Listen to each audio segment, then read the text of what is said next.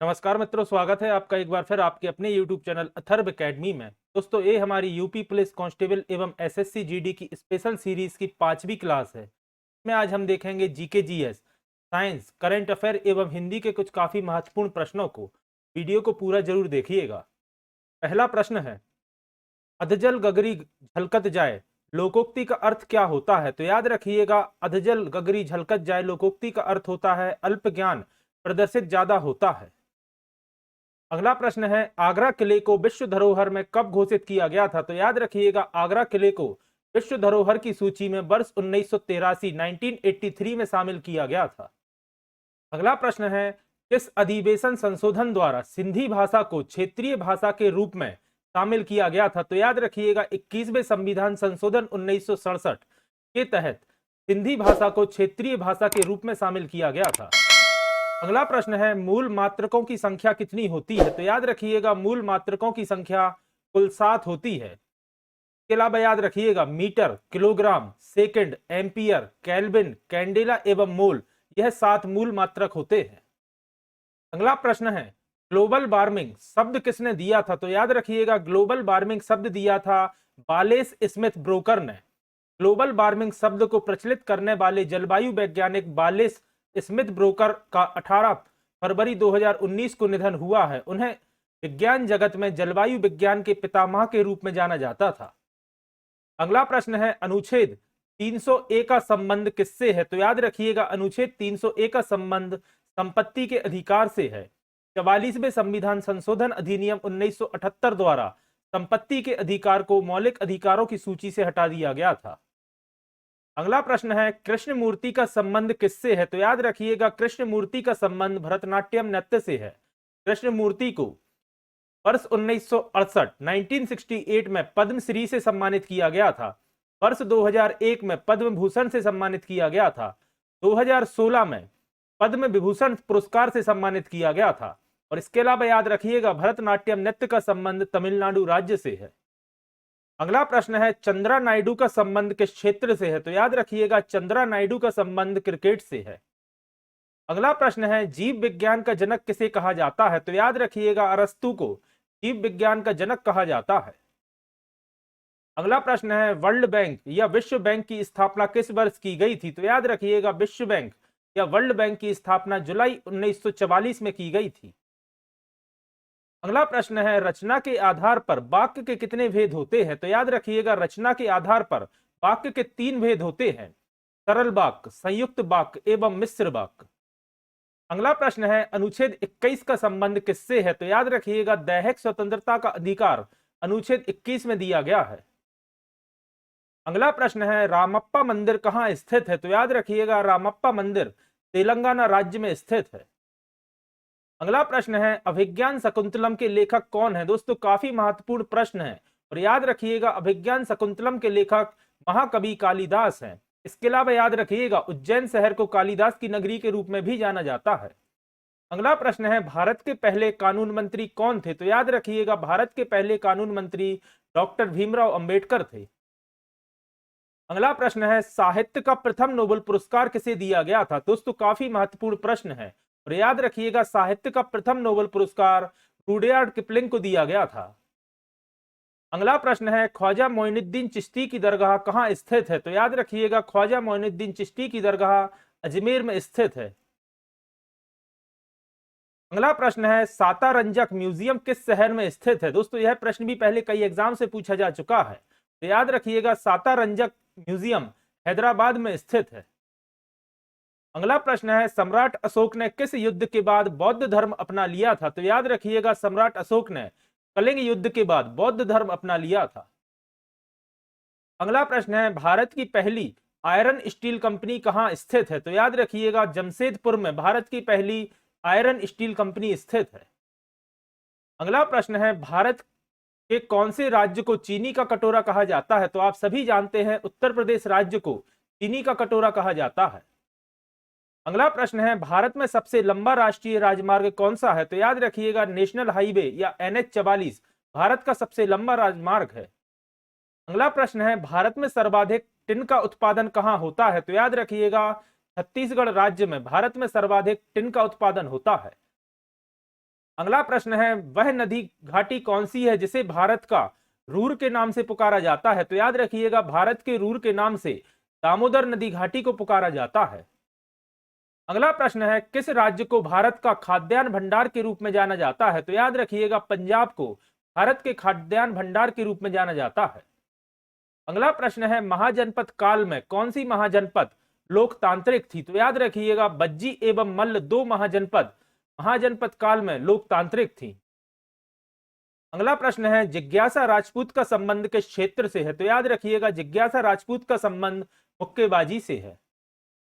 अगला प्रश्न है, भारतीय संविधान का भाग 3 किससे संबंधित है? तो याद रखिएगा, भारतीय संविधान का भाग 3 मौलिक अधिकारों से संबंधित है। अगला प्रश्न है, सलमान खान का जन्म कहां हुआ था? तो याद रखिएगा, सलमान खान का जन्म इंदौर मध्य प्रदेश में हुआ था। इसके अलावा लता मंगेशकर का भी पूछा जाता है, तो याद रखिएगा, लता मंगेशकर का जन्म भी इंदौर मध्य प्रदेश में हुआ था। अगला प्रश्न है, आनंद अवस्थी किससे संबंधित है? तो याद रखिएगा, आनंद अवस्थी एक संगीतकार हैं।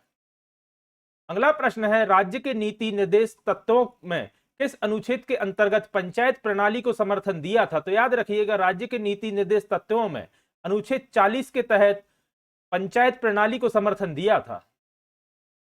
अगला प्रश्न है, भारतीय सर्वेक्षण विभाग के वर्तमान अध्यक्ष कौन है? तो याद रखिएगा, भारतीय सर्वेक्षण विभाग के वर्तमान अध्यक्ष डॉक्टर एम राजू हैं। अगला प्रश्न है, बांग्लादेश का राष्ट्रीय फूल कौन सा है? तो याद रखिएगा, बांग्लादेश का राष्ट्रीय फूल है सापला, या इसे ही कुमुद के नाम से भी जाना जाता है। अगला प्रश्न है, बल किसका गुणनफल है? तो याद रखिएगा, बल द्रव्यमान एवं त्वरण का गुणनफल होता है। अगला प्रश्न है, मानव शरीर का वजन ध्रुवों पर कैसा होता है? तो याद रखिएगा, मानव शरीर का वजन ध्रुवों पर अधिक होता है। अगला प्रश्न है, 1 किलोग्राम राशि का वजन न्यूटन में कितना होता है? यानी पूछा गया है 1 केजी बराबर कितना न्यूटन होता है? तो याद रखिएगा, 9.8 न्यूटन के बराबर 1 किलोग्राम होता है। अगला प्रश्न है, जड़त्व आघूर्ण व कोणीय त्वरण का गुणनफल क्या होता है? तो याद रखिएगा, इसे ही टार्क के नाम से जाना जाता है। अगला प्रश्न है, जब किसी बोतल में पानी भरा जाता है उसे जमने दिया जाता है तो बोतल टूट जाती है, इसका क्या कारण है? तो याद रखिएगा, पानी जमने पर फैलता है, इस कारण से बोतल टूट जाती है। अगला प्रश्न है, सड़क पर चलने की अपेक्षा बर्फ पर चलना कठिन है, क्योंकि? क्योंकि याद रखिएगा, बर्फ में सड़क की अपेक्षा घर्षण कम होता है और कम घर्षण के कारण बर्फ पर चलना सड़क के कंपैरिजन में कठिन होता है। अगला प्रश्न है, लोहे की कीलें पारे में तैरती हैं जबकि पानी में डूब जाती हैं, इसका क्या कारण है? याद रखिएगा, लोहे का घनत्व पानी से अधिक होता है, इस कारण से लोहे की कीलें पानी में डूब जाती हैं, किंतु लोहे का घनत्व पारे से कम होता है, इस कारण से लोहे की कीलें पारे के ऊपर तैरती हैं। अगला प्रश्न है, कितने तापमान पर पानी का अधिकतम घनत्व संभव होता है? तो याद रखिएगा, 4 डिग्री सेल्सियस पर पानी का अधिकतम घनत्व संभव होता है। अगला प्रश्न है, वस्तु की मात्रा बदलने पर घनत्व में क्या परिवर्तन होगा? तो याद रखिएगा, वस्तु की मात्रा बदलने पर घनत्व अपरिवर्तित रहेगा, यानी परिवर्तन नहीं होगा।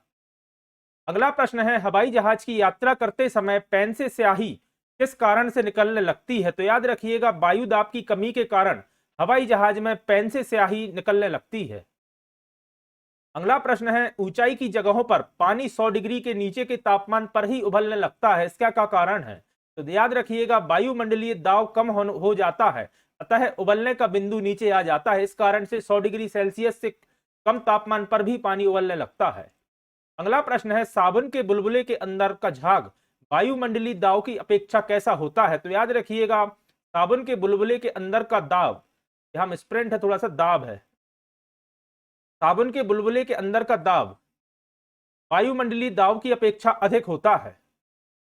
अगला प्रश्न है, वायु दाब मापी की रीडिंग में अचानक गिरावट किस बात का संकेत है? तो याद रखिएगा, वायु दाब मापी रीडिंग में अचानक गिरावट का संकेत होता है मौसम तूफानी होगा।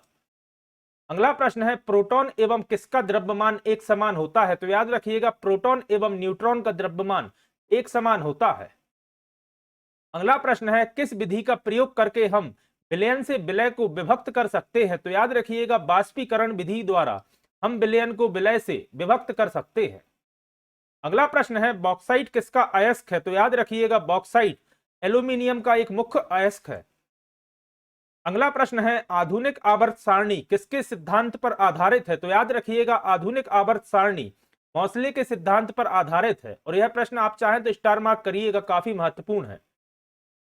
अगला प्रश्न है किसी पदार्थ की परमाणु भार समान परंतु परमाणु संख्या असमान हो तो उसे क्या कहते हैं? हम स्प्रेंट है असमान हो।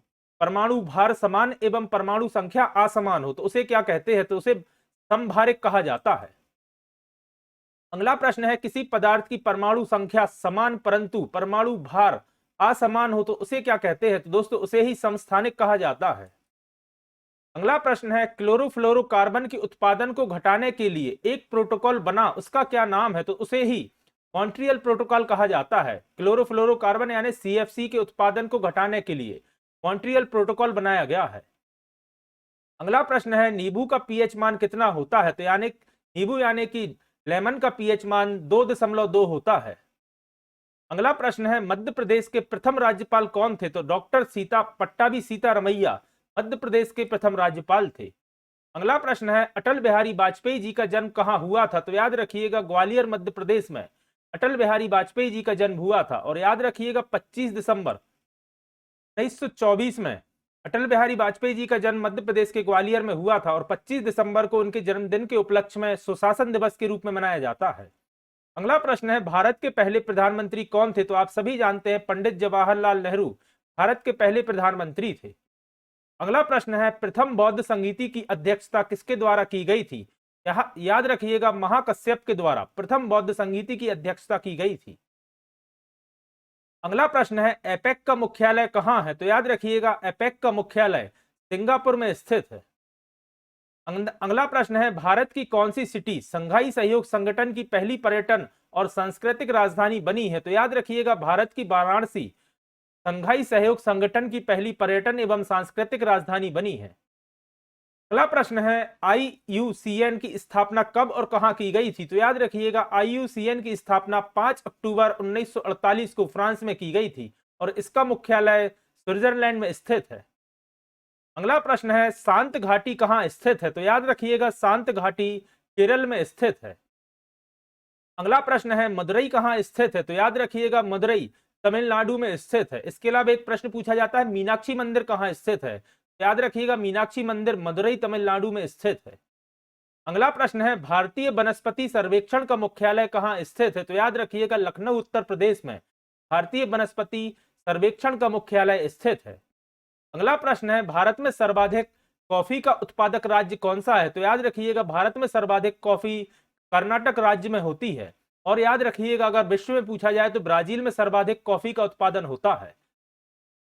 अगला प्रश्न है राष्ट्रीय विज्ञान दिवस प्रतिवर्ष किस दिन मनाया जाता है? तो प्रतिवर्ष 28 फरवरी को राष्ट्रीय विज्ञान दिवस के रूप में मनाया जाता है। अगला प्रश्न है भारत में समुद्री तटरेखा वाले राज्यों की संख्या कितनी है? तो याद रखिएगा भारत में समुद्री तटरेखा वाले राज्यों की संख्या कुल 9 है। और अगर आपसे पूछा जाता है सबसे ज्यादा लंबी समुद्री तटरेखा किस राज्य की है? तो याद रखिएगा गुजरात राज्य की सबसे लंबी तटरेखा है एवं गोवा राज्य की सबसे छोटी तटरेखा है। अगला प्रश्न है फीफा विश्व कप 2022 का खिताब किसने जीता? तो याद रखिएगा अर्जेंटीना की टीम ने फीफा विश्व कप 2022 का खिताब जीता है। अगला प्रश्न है भारत का पहला राष्ट्रीय उद्यान कौन सा था? तो याद रखिएगा जिम कॉर्बेट राष्ट्रीय उद्यान भारत का पहला राष्ट्रीय उद्यान है। अगला प्रश्न है 1946 में भारत के वित्त मंत्री कौन थे? तो याद रखिएगा 1946 में लियाकत अली खान भारत के वित्त मंत्री थे। अगला प्रश्न है आशा पारेख का संबंध कहां से है? तो याद रखिएगा आशा पारेख का संबंध मुंबई महाराष्ट्र से है। अगला प्रश्न है जम्मू कश्मीर को किस सूची के अंतर्गत शामिल किया गया है? तो याद रखिएगा जम्मू कश्मीर को समवर्ती सूची के अंतर्गत शामिल किया गया है।